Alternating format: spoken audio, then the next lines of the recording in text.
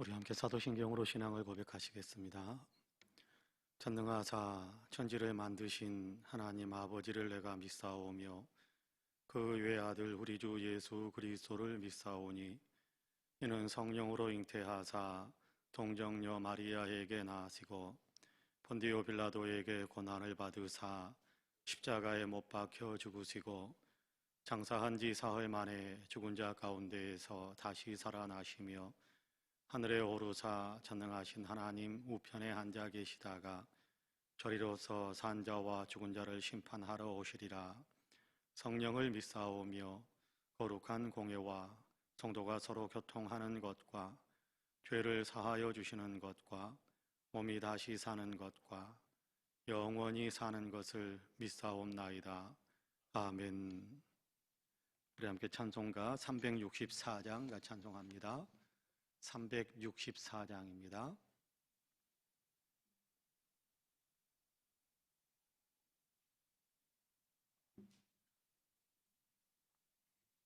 찬송가 364장입니다.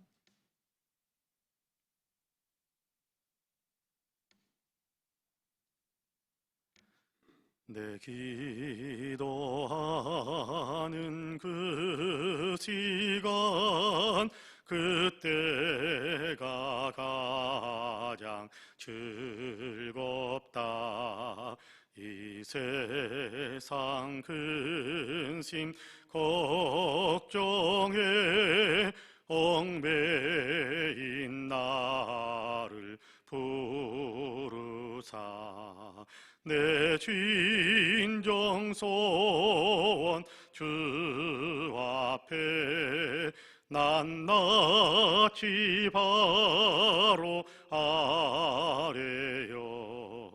큰 불행 당해 슬플 때 나 위로받게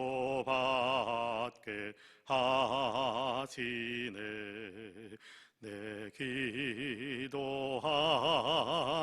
그 시간 내게는 가장 귀하다. 저 광야 같은 세상을 끝없이 방황하면서 위태한 길로 나갈 때 주께서 나를 이끌어 그 보좌 앞에 나아가 그 은혜 받게 하시네. 내 기도하는 그 시간 그때가 가장 즐겁다. 이때껏 지은 큰 죄로 내 마음 심히 아파도 참마음으로 뉘우쳐 다 숨김없이 아뢰면 주 나를 위해 복 주사 새 은혜 부어 주시네. 내 기도하는 그 시간 그때가 가장 즐겁다. 주 세상에서 일찍이 저 요란한 곳 피하여 빈들에서나 산에서 온 밤을 새워 지내사 수치니 기도로 근본을 보여 주셨네. 아멘.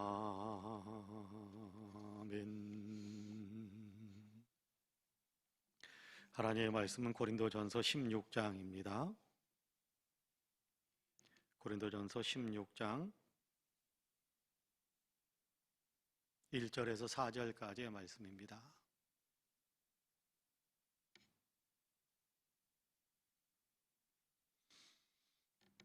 고린도전서 16장 1절에서 4절까지의 말씀, 우리 한 목소리로 같이 봉독하겠습니다. 고린도전서 16장 1절에서 4절까지 우리 같이 봉독합니다. 성도를 위하는 연보에 관하여는 내가 갈라디아 교회들에게 명한 것 같이 너희도 그렇게 하라. 매주 첫날에 너희 각 사람이 수입에 따라 모아두어서 내가 갈 때에 연보를 하지 않게 하라. 내가 이를 때에 너희가 인정한 사람에게 편지를 주어 너희의 은혜를 예루살렘으로 가지고 가게 하리니 만일 나도 가는 것이 합당하면 그들이 나와 함께 가리라. 아멘. 이 말씀에 큰 은혜가 있기를 원합니다. 할렐루야. 오늘도 하나님께서 열어주신 새 하루의 삶, 하나님께서 주시는 은혜에 따라서 아름답고 또 이렇게 감사하면서 주의 영광을 위해서 살아가는 그런 삶의 분명한 결심과 또 열매들이 우리 모두에게 있게 되기를 간절히 원합니다. 오늘도 기도하신 우리 사랑하는 모든 성도님들에게 성령님께서 충만하게 임하셔서 모두 성령의 은혜 가운데 분별하며 주님께서 기뻐하시는 삶을 아름답게 살아갈 수 있는 복된 날이 되시기를 주님의 이름으로 다시 한번 간절히 축복합니다. 아멘. 오늘 우리가 고린도전서 16장 1절에서 4절까지의 말씀을 같이 읽었습니다. 고린도전서 16장 1절에서 4절까지 여기의 말씀에서는 헌금하는 것에 대해서 또 헌금을 사용하는 것에 대해서 이렇게 큰 틀에 대한 얘기를 우리에게 들려주고 있어요. 지난 어제까지 우리가 고린도전서 15장을 계속해서 읽어왔는데 그 고린도전서 15장에서는 부활에 대한 얘기를 했고 15장 58절 마지막 절에서는 그렇게 이야기하죠. 그러므로 내 사랑하는 형제들아 견실하며 흔들리지 말고 항상 주의 일에 더욱 힘쓰는 자들이 되라. 이는 너희 수고가 주 안에서 헛되지 않은 줄 알미라. 이렇게 말씀을 하셨거든요. 견실하며 흔들리지 말고 주의 일에 더욱 힘쓰는 자들이 되라. 주님을 위해서 힘쓰고 애쓰는 것들은 결코 허튼 일, 또 쓸데없는 일, 그리고 헛된 어떤 그런 게 공허한 일이 아니고 그 모든 것들 속에서 주님께서 영광을 받으실 뿐만 아니라 주님께서 반드시 갚아주시는 어떤 그런 분명한 복된 일이다라는 것에 대한 얘기를 하면서 믿음이 흔들리거나 믿음이 요동하거나 그렇게 하지 말고 주님을 섬기는 믿음이 견실한 그런 사람이 되기를 원한다. 주님을 위해서 일하는 그런 열정을 품고 그렇게 신앙생활을 하기를 원한다. 그렇게 말씀을 하고 있거든요. 그러면서 이어지는 내용이 16장에 대한 16장의 말씀입니다. 구체적으로 물론 우리가 성경을 읽을 때 15장 58절 다 끊고 16장 처음 시작하고 그렇게 되는 것은 아니었거든요. 처음에는 장, 절 이런 것이 없이 바로 이렇게 이어지는 내용들이 이어지는, 우리가 편지를 쓸 때 1장 1절 쓴다, 1장 2절 쓴다, 여기서 문맥을 끊어서 2장 쓴다, 그렇게 편지 쓰는 사람은 없거든요.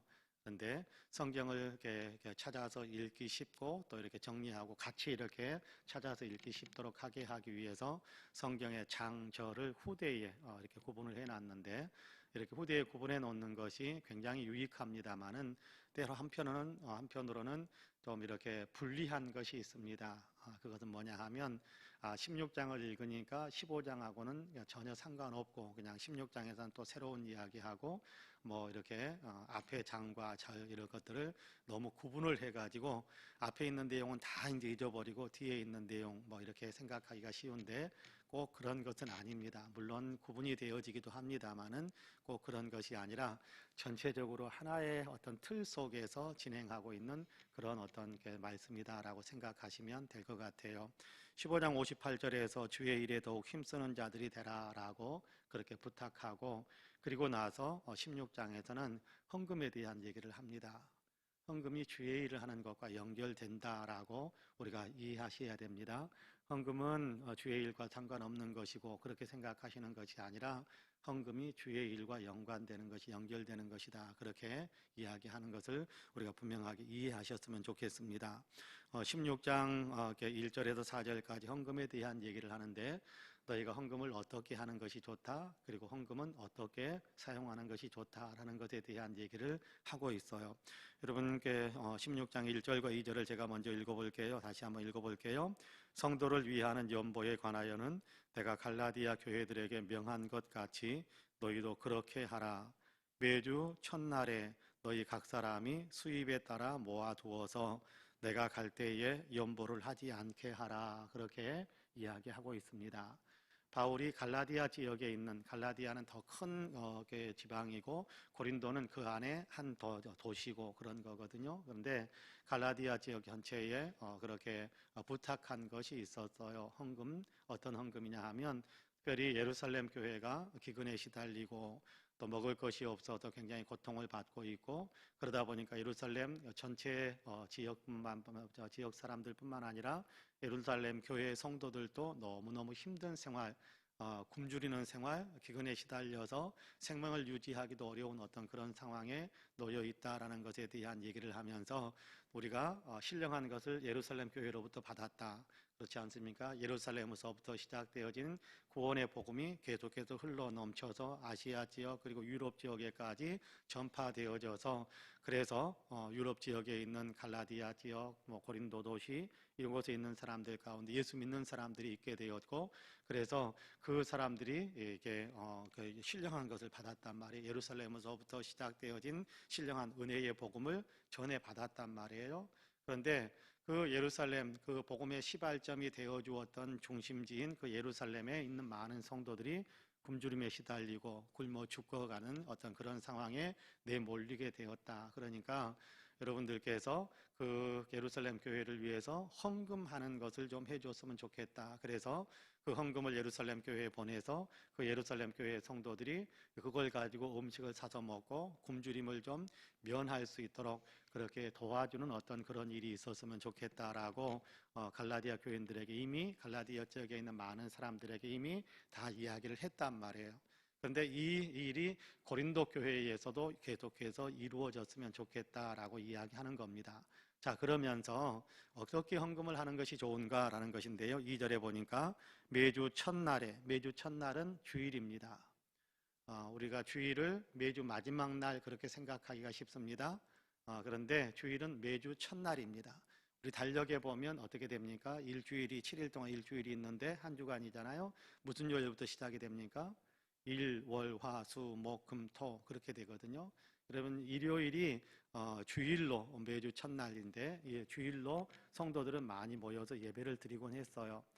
왜 일요일을 주일이라고 처음 부르면서 일요일에 모여서 예배를 드리기 시작했느냐 하면, 초대교회에서부터 모여서 예배를 드리기 시작했느냐 하면, 금요일에 예수님께서 십자가를 지시고 3일 만에, 그러니까 금, 토, 일, 그렇죠? 주일날, 일요일날 주님께서 부활하셨단 말이에요. 그래서 일요일날 부활하신 주님을 기념하면서 그 부활하시면 십자가를 지시고 우리를 위해서 부활하신 그 주님의 은혜에 감사하면서 영광을 올려드리면서 모여서 예배드리기 시작한 것이 일요일, 주일 예배가 된 겁니다. 그러니까 매주 첫날이죠. 매주 첫날 모여서 예배를 드리곤 했거든요. 매주 첫날 모여서 예배를 드릴 때마다 헌금을 모아라, 그렇게 이야기하는 겁니다. 매주 첫날 모여서 예배를 드릴 때마다 너희가 헌금을 드려서 그 헌금을 좀 모으는 것이 중요하겠다, 그렇게 이야기합니다. 헌금을 드리는데 2절에 보니까 그렇게 이야기하죠. 매주 첫날에 너희 각 사람이 수입에 따라서 그렇게 이야기합니다. 수입에 따라서 모아두어서 그렇게 이야기합니다.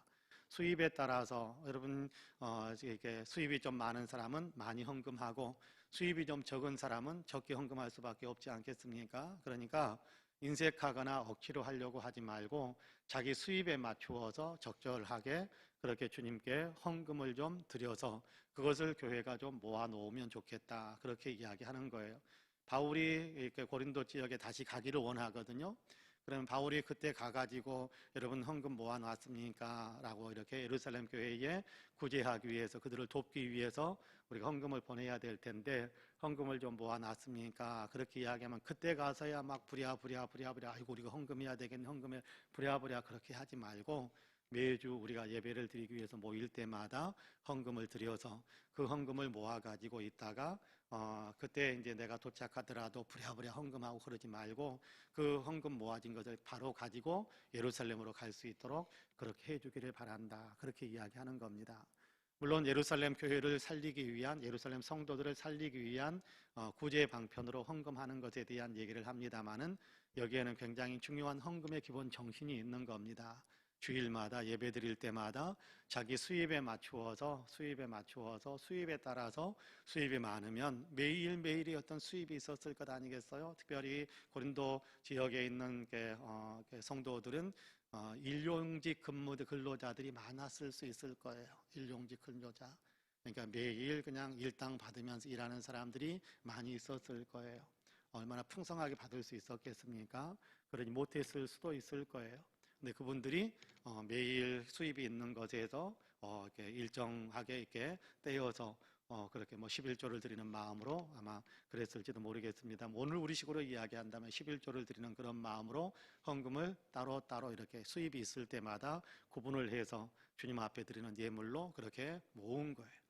그렇게 모아서 그것이 막 이제 뭐 일이 닥치니까 막 부랴부랴 하는 것이 아니라 매 예배 시간마다 그렇게 헌금을 모으는 어떤 형태를 띈 것이 처음에 이제 헌금을 하기 시작하는 어떤 모습, 교회가 헌금을 하기 시작하는 모습이었다라고 우리가 이해하면 되겠습니다. 여러분 오늘도 우리가 마찬가지입니다. 주일 매주 첫날 우리가 모여서 예배를 드리는데 예배를 드릴 때 우리가 봉헌 헌금을 하지 않습니까? 근데 이 헌금을 드릴 때 우리가 우리의 수입에 따라서 그리고 적절하게 그렇게 주님께서 우리에게 주는 은혜와 축복에 따라서 그래서 우리가 헌금을 드리는 거예요. 주님의 은혜에 감사해서 주의 일에 쓰임 받기를 원하는 마음으로 여러분 그렇게 헌금을 드리는 거거든요. 헌금은 그 마음이 있어요. 주님의 은혜가 감사합니다. 주의 일에 쓰임 받기를 원합니다. 이 두 가지의 마음을 같이 담아야 돼요. 감사해서 주의 일에 쓰임 받기를 원하는 헌신된 마음으로 감사해서 드리는 열매가 있고 때로는 주님 이런 목적을 위해서 또 교회가 활동을 해야 되는데 교회가 이렇게 저렇게 주의 일을 감당해야 되는데 주님 내가 헌신하는 마음으로 예물을 봉헌합니다 라는 어떤 그 두 가지의 마음이 반드시 있어야 된다라고 저는 생각을 합니다. 그런 의미에서 봉헌을 할 때 헌금을 할 때 우리가 억지로 인색함으로 하는 것이 아니라 수입에 따라서 적절하게 모아서 주님 앞에 예물을 드리고 그 예물이 드려진 것이 모아져서 교회에서 하는 여러 가지 일들을 위해 쓰임 받는 거죠. 구제하기도 하고 선교하기도 하고 교육하기도 하고 교회 운영하기도 하고 뭐 이런저런 적절한 일들을 위해서 사용하는 거지요. 자, 그런 어떤 내용도 우리가 분명히 기억하면서 헌금을 하는 것이 가장 바람직한 신앙의 태도다라는 것을 먼저 이야기하고요. 헌금을 쓰는데 사용하는 데 있어서도 우리가 신경을 많이 써야 됩니다. 헌금을 사용하는 데 있어서도 3절과 4절에 보면 헌금을 사용하는 데 있어서 굉장히 중요한 정신을 이야기합니다. 3절과 4절을 제가 읽어볼게요. 내가 이를 때에 너희가 인정한 사람에게 편지를 주어 너희의 은혜를 예루살렘으로 가지고 가게 하리니 만일 나도 가는 것이 합당하면 그들이 나와 함께 가리라. 그렇게 이야기합니다. 자, 예루살렘 성도들을 위해서 헌금을 했어요. 그러면 보내야 되지 않겠습니까? 예루살렘 성도 교인들에게 보내야 되지 않겠습니까? 보내자라는 겁니다. 보내자. 지금처럼 이게 온라인 은행 시스템이 되어 있어가지고 고린도에서 딱 은행에 송금을 해가지고 예루살렘 누군가에게 보내가지고 보냈으니까 찾아서 쓰십시오. 그런 어떤 시대라고 한다면 뭐 그렇게 하면 되겠죠. 그런데 이때는 인편으로 다 보내야 돼. 인편으로. 온라인 시스템이라는 것이 없어서 인편으로 다 이렇게 헌금을 보내는 거예요. 그럴 때 뭐라고 이야기하느냐 하면 내가 이를 때 너희가 인정한 사람에게 편지를 주어 고린도 교회 성도들 가운데서 성도들이 인정하는 사람 이 사람은 성실하고 정직하다 된다라는 것에 대한 인정을 받은 사람에게 헌금을 맡겨서 그들로 하여금 예루살렘 교회로 가지고 가게 하고 그리고 가서 전달하게 하자라고 이야기하는 겁니다. 여러분, 이건 굉장히 중요한 거거든요. 인정받는 사람이 감당해야 된다라는 그런 의미인데, 여기에는 두 가지가 같이 포함되어져 있어요. 하나는 그렇게 모든 사람들에게 성실하고 정직하게 인정받는 사람이 헌금을 관리해야 된다라는 것이고, 동시에 헌금을 관리하는 사람은 인정받고 또 정직할 수 있어야 된다라는 겁니다. 정직하니까 헌금을 관리하도록 맡겨야 되겠지만, 동시에 맡은 사람은 또 그만큼 더 정직해야 된다. 그만큼 더 정직해야 된다. 개인적으로 사용해서는 안 된다, 그런 얘기죠. 사역에 따라서 사용해서는 안 된다, 그런 얘기입니다. 헌금은 하나님께 드린 예물이기 때문에 거기에 맞춰서 정확하게 하나님께서 사용하기를 원하시는 곳에 사용할 수 있어야 된다. 전달하기. 여러분 한번 생각해 보세요. 이 짐을 지는 것은 어렵습니다. 여러분께 헌금이 모아지면, 여러분 그 헌금 모아진 것이 이게 어떻겠습니까? 이렇게 지폐만 있는 것은 아니지 않겠어요? 옛날 고린도 시대, 로마 시대에 보면은 동전들이 많이 있거든요. 그러면 헌금이 모아졌을 때 동전들도 있을 거란 말이에요. 그러면 동전 주머니를 가지고 고린도에서 예루살렘까지 가는 것은요, 무게도 무게일 것이고 안전에 대해서도 굉장히 불안해질 수 있을 거예요. 여러분, 돈자루를 들고 가는데 얼마나 강도와 도둑들이 끓겠습니까? 근데 그런 것들에 대해서, 그러니까 자기의 헌금에 대해서도, 돈에 대한 안전도 위험도 있겠지만, 그 돈을 빼앗기를 원하는 사람은 어떻게 되냐면 사람의 생명도 전혀 신경도 안 쓰게 되거든요. 그러니까 자기의 생명의 위협도 있는 거예요. 그런데 그 일을 감당해 주어야 할, 그런 위험을 감수해 주어야 할 그런 어떤 책임감 있는 사람, 그 사람을 선택해서 우리가 여러분에게 이렇게 헌금을 보내니까 여러분께 사용해서 이렇게 여러분들이 더 이렇게 먹고 또 이렇게 건강을 회복하고 또 주의 일들을 더 잘 감당해 주기를 바랍니다라는 편지와 함께 보내기로 그렇게 했는데, 편지와 함께 가지고 가서 그들에게 전달을 해야 돼. 예루살렘 교회에 전달을 해야 된단 말이에요. 그 일을 위해서 정말 책임감 있게, 정말 정직하게 감당해 주어야 할 사람이 필요한 겁니다. 교회에서도 마찬가지입니다. 헌금을 관리할 때도 그렇고 헌금을 사용할 때도 마찬가지입니다. 허투루게 사용하는 것 바람직하지 않습니다. 아무렇게나 관리하는 것 절대 바람직하지 않습니다. 저희 교회는 그래도 재정위원회에서 회계집사님이나 이런 분들이 정말 철저하게 이렇게 관리를 잘 하고 있어서 저는 너무 감사하게 생각하고, 그 일을 여러분께 돈 관리하는 거 굉장히 힘들어요. 모임 같은 데 가면 이렇게 저도 어느 이렇게 부서에서 들어가서 이렇게 회계를 관리하기도 하고 이런 일들도 조금씩 해봅니다만은 굉장히 힘든 겁니다. 귀찮고요, 하기 싫고요. 그런데도 불구하고 정말 그 일을 위해 헌신적으로 수고하고 애쓰는 분들이 있습니다. 교회 헌금을 관리하는 분들요. 또 헌금을 어느 부서에서 이렇게 배분을 하게 되면 필요하다고 예수님 배분이 되어져서 사용하도록 하는데, 그 사용할 때 이것을 얼마만큼 사용하지 않아도, 이렇게 나가지 않아도 될 부분을 막아주는 것도 헌금하는 것만큼 귀하거든요.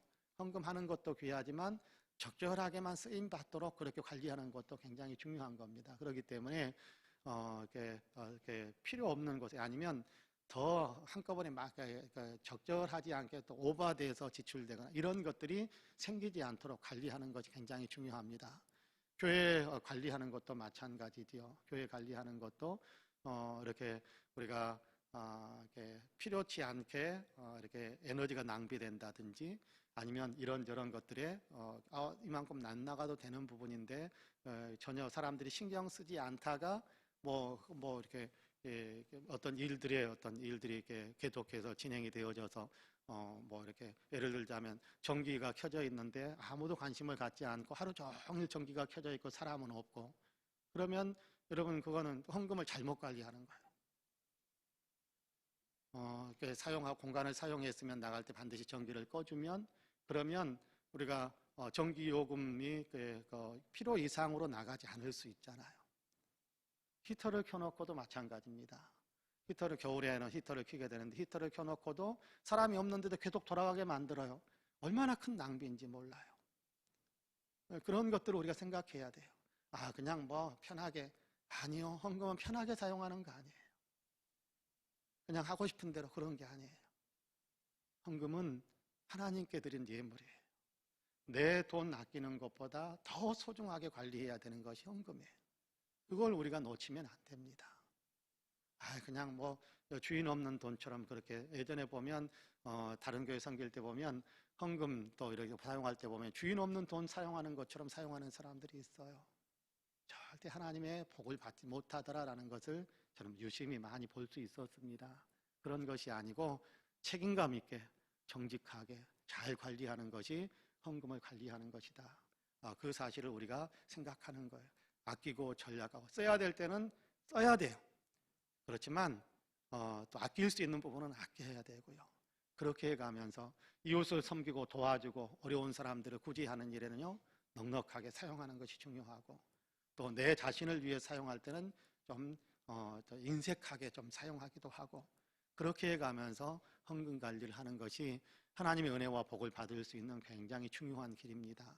헌금을 할 때도 정성을 들이고 헌금을 사용할 때도 책임감을 지고 정직하게 사용해야 되고, 이것이 굉장히 중요한 것입니다. 여러분, 그런 어떤 헌금에 대한 우리의 생각이 있게 되기를 원합니다. 그러면 하나님께서 작은 일에 충성한 사람에게 큰 것을 맡기거든요.